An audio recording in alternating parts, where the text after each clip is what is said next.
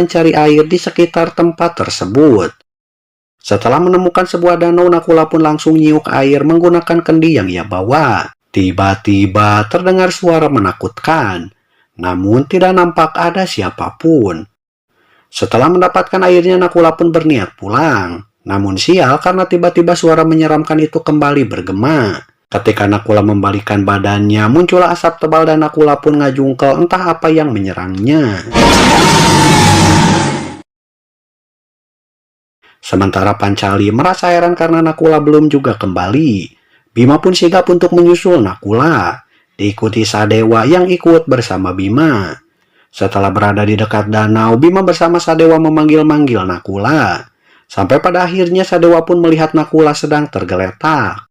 Sadewa sangat panik karena Nakula sudah tidak bernapas. Tiba-tiba mereka dikejutkan dengan suara yang menyeramkan.